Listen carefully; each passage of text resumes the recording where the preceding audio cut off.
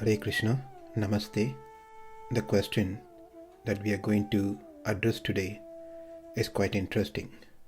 Why God gave us free will, the independence? It is because that free will we are suffering in this world. That's all the question is. The intention of this question certainly is not to challenge God, but to express the mood of inability to face the reality of life and wanting to submit oneself fully to the will of the Lord. So it's a genuine question where we need to know the answer. In our life, every single day, we have to make choices, decisions, starting from the time we get up, whether to get up now or little later, whether to eat now or later, whether to go to work or stay back home. If it's a student, whether to do the assignment now or later, and if it's a devotee, whether to chant now or later. Or some of you who are hearing this audio thinking whether to hear this now or later. On festival days, whether to go to temple or not, whether to talk to this person or avoid this person. So the choices are always there in anything that we do in our life. The ability to make choices is the independence that we have, which is nothing but a free will, meaning the will that we have under our control to make choices. Free will is an intrinsic, that is a very nature of the Atma, the self. This very nature of the Atma, that is free will, cannot be separated. Example, the heat cannot be separated from the fire. The fragrance cannot be separated from the flower. The whiteness cannot be separated from the milk. Likewise, the free will cannot be separated from the Atma. But of course, anything is possible by the Supreme Lord. But He will not do that. There are three things which are completely based on free will. Number one, Jnatritva, ability to know. Number two, Kartritva, ability to do. And number three, Bhoktritva, ability to experience. To know, to do, to experience is all based on one's free will. And this free will is bestowed to us by the Supreme Lord. The free will of living entity, that is the Atma, differs from one to another, completely based on the individual Atma's karma. Free will of an Atma in a human body is limited compared to the Atma that's in a Devata body. Free will of an animal is limited compared to the Atma that is in human body. Free will of an insect is limited compared to the Atma that's in an animal body. Free will of a plant is limited compared to the free will of the Atma that's in stone body. These restrictions are totally based on those individual Atmas' karmas, which is very well supervisioned by the Supreme Lord. That is, the free will of an Atma is dependent on Paramatma, who is the Supreme Controller. Every Atma has free will, but whether it is active or not active, whether it can exercise its free will or not, if it can exercise, what's the limit, all those are defined by the Lord based on the karma of the individual Atma. If the free will is completely under the control of the Lord, then why don't the Lord remove the free will? The question is, do we really want to be free of our free will?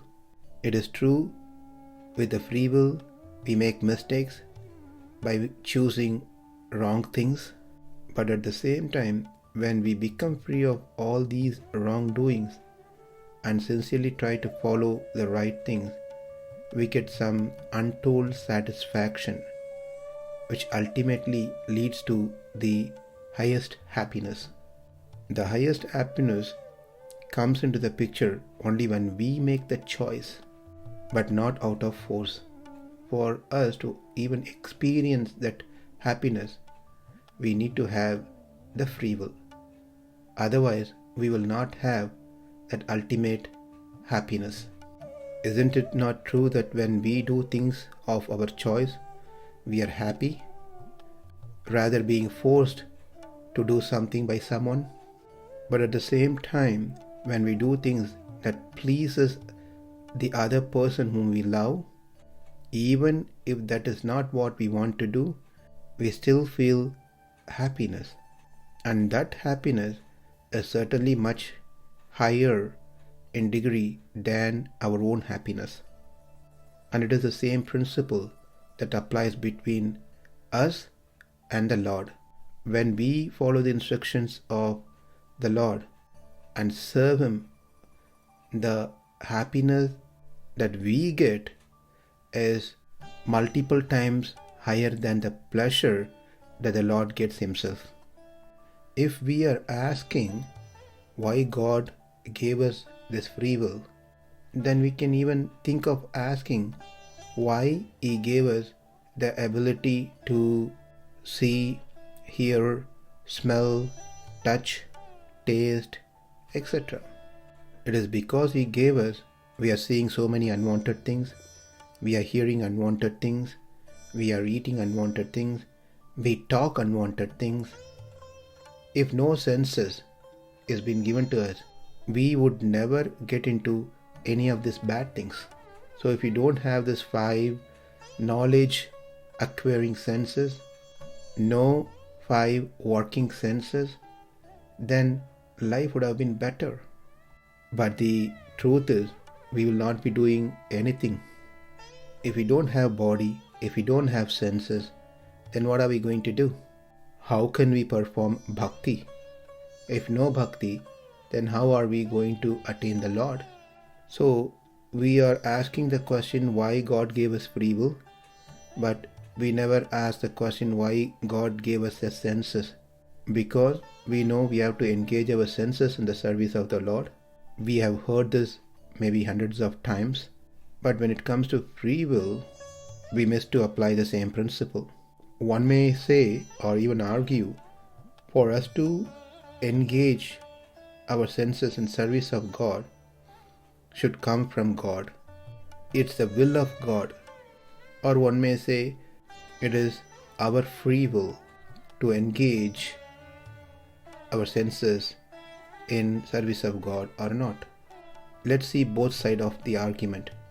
If we say it is just God who have to engage our senses in His service, then we have no role in anything. The Shastras, the instructions given in the Shastras becomes no value to human, because it is pretty much God who makes the decision. He is the one who does everything. We just simply exist, that's all. If He wants, He will engage us. If He doesn't want, then He will not. That means we do not have any independence at all. We are just like a toy, like a puppet in the hands of God. Let's see the second side of it. If we say it is just us, it is our willingness that we get engaged in service of God or not get engaged. God doesn't play any role. That means we have some independence which we can exercise. But that makes God as no part in this whole thing. So if we say God is doing everything, then we have no independence, no free will, we are like puppet. If we say it is we who are doing everything, then it means God has no power. He has no role in this whole thing. To bring these two things together, we must understand that we need God's mercy and our willingness, free will. Like a mother who's fully aware of her child, when to feed, how much to feed, etc. So when she is ready to give her milk to her child, now it is child responsibility to place the mouth and suck the milk and drink it. That part mother is not going to do. It is the child who must do. Similarly, the Lord provides us opportunity, gives us the senses, gives us the free will, but it is our individual choice whether to accept that and use it rightly or not use it. Now let's get a little more deeper into this topic.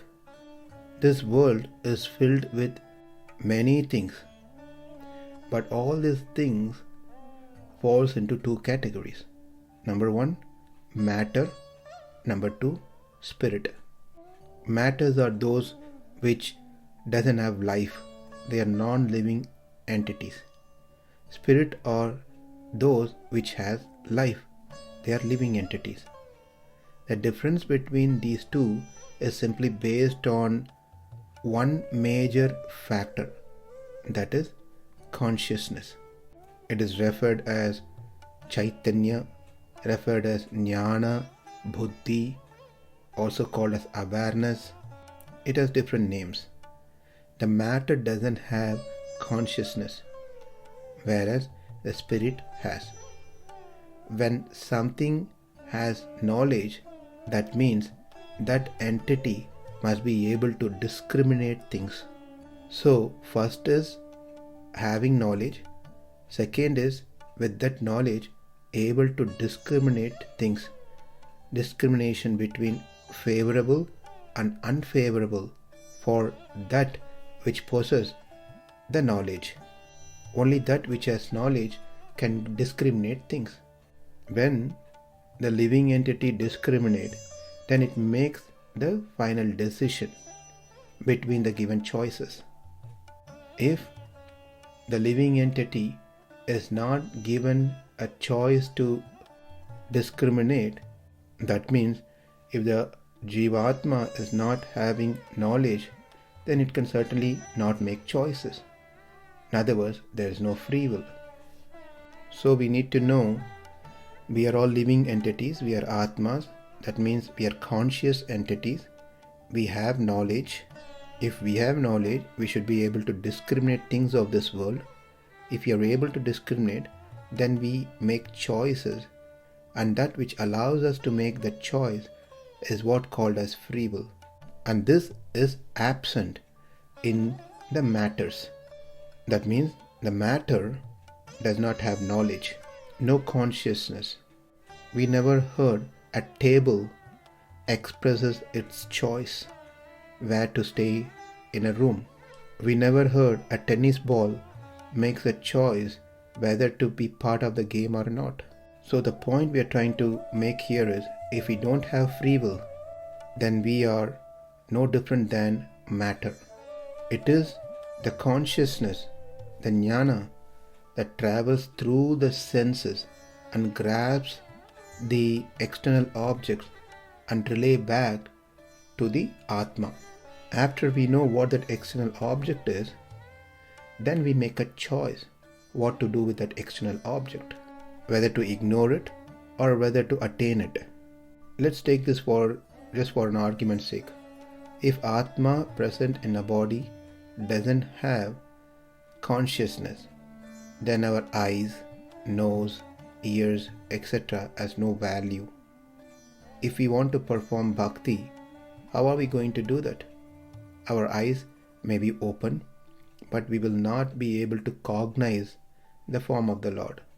Our ears are open anyway, but we will not be able to understand the glories of the Lord. So the point is, as long we are in this material world, Prakrita Mandala, we need the body, we need the senses to perceive anything in this world.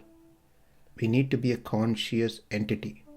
If we are conscious entity, then we also must have the free will to make choices. Whereas in the spiritual world, we don't need eyes to see, but we can see. We don't need nose to smell, but we can smell. We don't need ears to hear, but we can hear. That is because our consciousness in the spiritual world is blossomed to the max. There's no limit. And even in the spiritual world, we have this free will.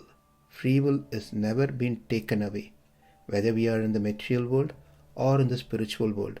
As we mentioned earlier, free will is an intrinsic nature of the Atma. In the spiritual world, our free will is always in sync, aligned with the will of the Lord. But over here in the material world, it is out of sync. And that is why even this question is being asked. So what we are trying to do here is to practice to make our free will sync with Lord's supreme will. And that is why we are called as practitioners, sadhakas. If we have knowledge, but we are not bestowed with free will, then we are pretty much simply under the control of someone who is a dictator. That means there is no choice has been given to us. Only that person, Sarvadikari, the dictator, has to make all the decisions. We simply have to function according to his free will, his sankalpa. If he says stand, we stand. If he says sit, we sit. If he says eat now, that's when we eat. While eating, if he says stop now, we have to stop right away. If he says love me, we must love him. Whether we like to do any of those things or not, we must do, because he is a dictator and we have no choice. How nice will that be? Even thinking about that doesn't give us any joy. But rest assured, Krishna is not a dictator. He is certainly the supreme controller, Ishvara, but he has also given us this great gift called free will. If that free will has not been given to us, then our love will be a forced love. And no one likes such love. Even the person who wants to be loved will not enjoy that relationship. Love for someone must come naturally, not through force.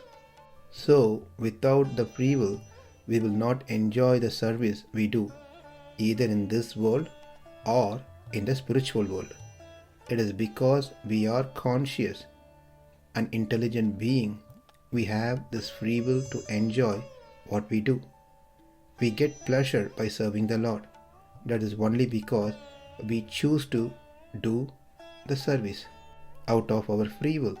This is from our perspective, that how free will really helps us to enjoy the Lord, the Lord's form, the Lord's glories, the Lord's pastimes, the Lord's names, the Lord's services. Now let's see from the perspective of Krishna. Krishna would love to be reciprocative. If we don't have free will, then we must be almost like a toy in his hands. And what fun will he get dealing with such objects, which only does things under his dictation?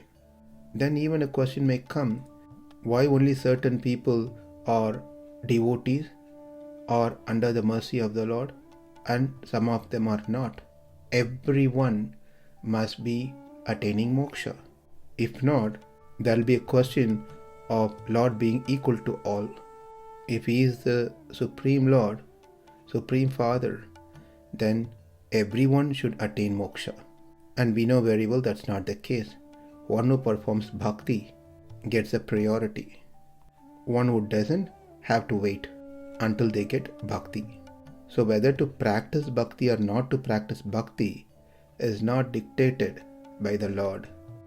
It is our individual choice. It is our free will. Therefore the Lord loves those who uses their free will in loving Him. And such love is pleasurable. One day when we attain the Lord, He will embrace us with love and inquire us, "Who are you? Where were you all these days?" And if we don't have that independence to speak, what are we going to say when these questions are posted to us? Or why even the Lord is going to ask such questions if we don't have the free will to speak? So the point that we are trying to make here is, for us to enjoy the service of the Lord, we need to have free will. Likewise, for the Lord to enjoy us, we must have free will. Else it's like He is dealing with matters, just matters. That's all. So from both perspectives, there must be an exchange. From our side, we will not have any means to express our love for Krishna if we don't have free will. Therefore, no awakening of love of Godhead. And from Krishna's perspective, since we have no free will, there is no fun for Him. Without free will, then we are simply as good as matter. But we are not matter. We differ from matter because we are conscious entities. That means we have been granted to make choices using our free will. When we hear the great saints and sages praying, "Take away my free will," what they really meant to say is, "Let my free will be in sync with your free will. Let me not make any choices against your will. Whatever I think, whatever I speak, whatever I do, let it all be in such a way it pleases you."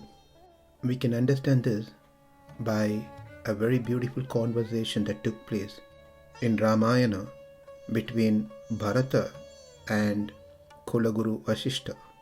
When Bharata returned from his maternal uncle's place and learned what had happened in Ayodhya, that Rama, along with Mother Sita and Lakshmana, had left to the forest, he also decided to go to the forest. But Vasishta told Bharata that this country needs a king. Therefore, you must become the ruler of this country. In response, Bharata said, "I am not willing to."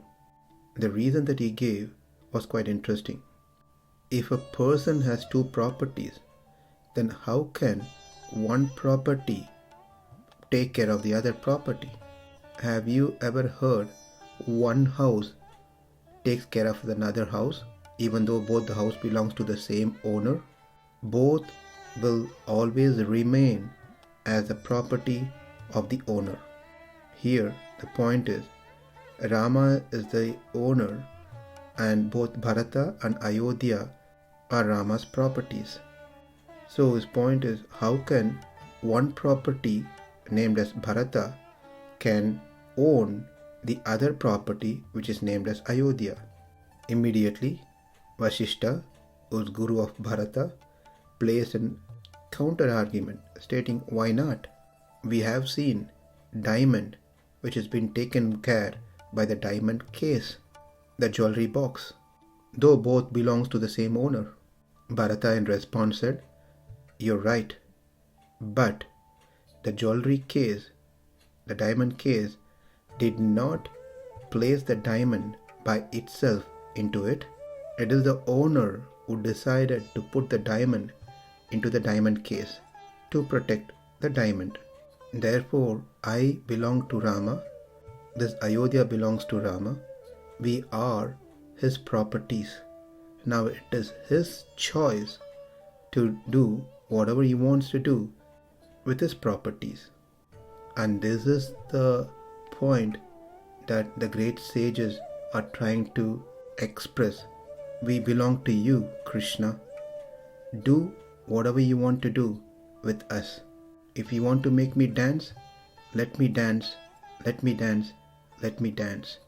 This is the mode of Srila Prabhupada as well when he first arrived into the United States. To accept the Lord's mercy in whatever forms it comes in our life. This is how we can express our bhakti. This is the way we differ from matters.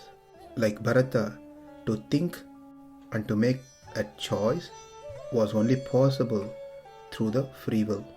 Let us all pray to follow the footsteps of Bharata, who just lived for the satisfaction of Rama. Let us be grateful and thankful to the Lord who has given us this free will instead of making us like a puppet. For us, the best course of action is to work towards adjusting our free will to align with the will of the Lord. In that way, to enjoy the ultimate bliss of serving the Lord with love, not by force. Thank you. Hare Krishna.